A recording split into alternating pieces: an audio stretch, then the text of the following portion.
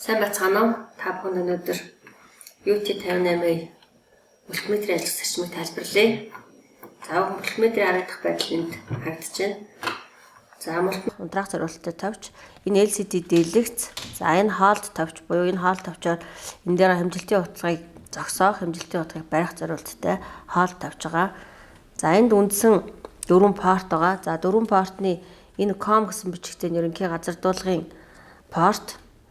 За энэ хүчтэл омега диодын тэмдэглэгээтэй. За газартай харьцангуй хүчтэл эсэргүүцэл диод шалгах зориулалттай порт. За энд миллиампер, микроампер гүйдэл бага хэмжээний гүйдэл хэмжих зориулалттай порт. Энд хэмжээний гүйдэл буюу ампер гүйдэл хэмжих зориулалттай 4 порт байгаа. За энэ голын бүр дээр бол яг гэхээр яг ямар параметр хэмжих вэ гэдгийг хязгаарыг зааж өгөх ёстой. За би хувьсах 220 вольт дээр тохируулсан чинь энэ COM гэдэг дээр хасах шуурга холбоно. За энэ хүчтэл эсэргүүцэлсэн энэ портон дээр нэмэх шуурга холбоно гэсэн тэмдэг гарч ирж байгаа учраас би энэ хоёрын хооронд холбож өгч болно гэсэн үг. За үндсэн бүтцээ тайлбарлалцсан одоо. За энэ цагаан хавтангийн зураг харагдаж байна. За уг хавтанг breadboard буюу туршилтын хавтан гэж нэрлэдэг. Цахилгаан хэлхээг угсрах элементүүдийг байрлуулан холболт их зориулалтаар хэлхээнд ашигладаг байгаа. За уг цагаан хавтангийг дэлгэрүүлэн бүтцийг нь харах юм бол за энэ босоо 5 нүд нь нэг зангилаа болдог. За босоо 5 нүднүүд босоо шугамаараа хоорондоо нэг зангилаа. Цэнхэр өнгөтэй багнанд хасах электродыг холбоно. Улаан өнгөтэй багнанд нэмэх электродыг холбоно. За хавтангийн ерөнхий бүтцийг та бүхэн тайлбарлалаа. Одоо та бүхэнд хавтангийн дотор бүтцийг харуулъя. За 5 багнаар буюу босоо багнууд маань босоо шугам маань нэг багнуулсан. За хэвтээгээрээ 5 нүд маань араасаа харахаар мөрөөрөө нэг зангилаа болж байгаа нь та бүхэнд харагдаж байна. Ингээд хавтангийн дотор гадна бүтцтэй танилцлаа. Одоо параметр хэмжих аргаа тайлбарлаж өгье. За энд хар шүбэг COM дээр заал COM портонд холбоод за улааныгаа энэ хүчтэл эсэргүүцэл диод гэсэн порт руу улаан шүбэг холбож өгөөд за одоо бид яг хөө энэ хоёрын хооронд хүчтэл за эсэргүүцэл хэмжих боломжтой болж байгаа юм. За одоо энэ эсэргүүцлийг би энэ дээр байрлуулчаад за эсэргүүцлийнхаа тавилын хязгаарыг би энэ 2 мегаом дээр тохируулсан. За 2 мегаом дээрээс тохируулаад харахаар энэ эсэргүүцлийн хэмжээ бол за тэг 1009 мегаом буюу за 9 килоом харагдаж байна. За 9 килоом харагдаж байна. За илүү хэмжилтийн утгыг наривчлах юм бол хэдүүлээ хязгаарыг нь жоохон багасгаад 20 килоом дээр байрлуулахаар за хэмжилтийн утга маань 9 бүхэл 193 килоом буюу ойролцоогоор за 10 килоом гээд илүү наривчлсан утгаар бид нар харж болох юм байна. За дараагийн параметр нь энэ конденсатор байна.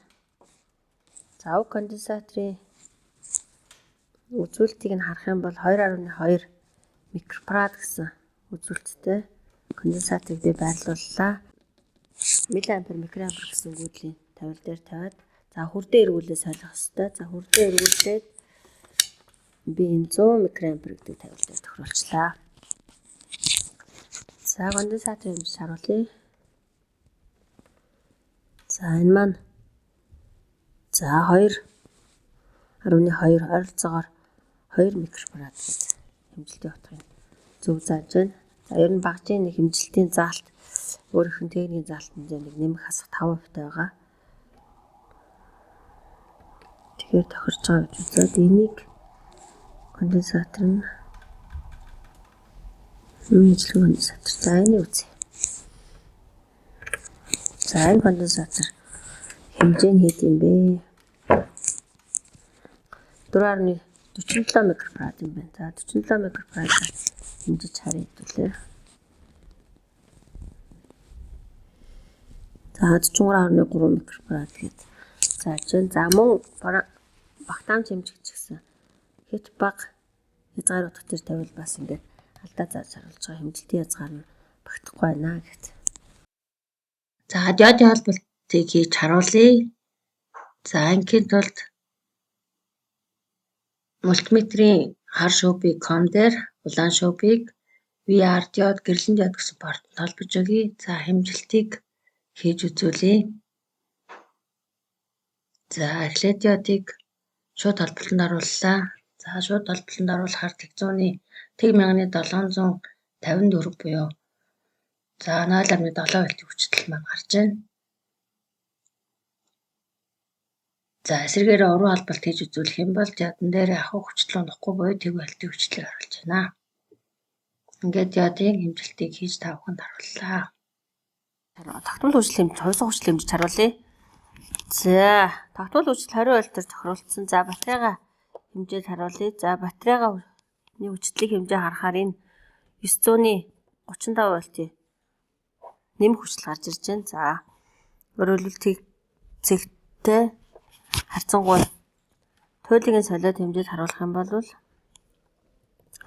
тэгтээ харьцангуй нэмэх потенциалтай учраас хасах 925 вольтын хүчил гарч ирж байна гэсэн үг. За, туйлын солих юм бол ингэж хэмжиж харуулна. За, энэ батарейны хүчлийг хэмжиж харуулъя. За, энэ батарей бол энэ 4200 мАh цагтай. За, 22.2 вольтын хүчтэй байна. За, 22.2 вольтын хүчтэй. За, туйлыг нэмэх дээр хасахтай холбоод харуулж. За, хэмжилтийн хязгаар нь багдаж байна.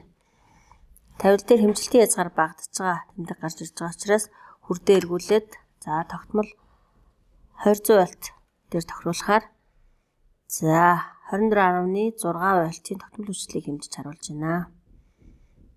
За одоо хэдүүлээ хувьсгал хүчтэй хэмжиж харъя. За хувьсгал хүчтэй хэмжиж харахаар хувьсгал 200 вольт. За хувьсгал 200 вольтын хүчтэй бол энэ багтаж ирэхгүй. Өөрөөр хэлбэл эндээс хувьсгал 220 вольтын хүчтэй маань за үйлчлэх утгаараа нэг 240 вольт орчим орж ирэх байх. Тийм учраас за хэмжилтийн хязгаараа би хувьсгал 750 вольтоор тохируулад за хувьсгал хүчтэй хэмжээнд дэлгэцэн дээр харуулна гэдэг нийсийн хүчлийн хэмжээ гараад ирсэн байна. За хувьсгал хүчтэй хэмжээд харуулъя. Нарцаа техникийн хүчлийг за хувьсгал 242 вольтын хүчтэй үйлчлэх утгаараа харагдаж байна гэсэн үг. За ингэж бид нар яах нь вэ? Тогтмол хувьсгал хүчлийг мультиметр ашиглан хэмжиж болох нэ. За ингээд мультиметр ашиглаж эсэргүүцэл, багт амж, диод болон тогтмол хүчил хэмжих, хувьсгал хүчил хэмжих аргуудыг заалаа. Харин гүйдэл хэмжих аргыг дижээлийн блокийн заавар оруулахдаа тайлбарлаж өгнө. Анхаарал татсан та бүхэнд баярлалаа.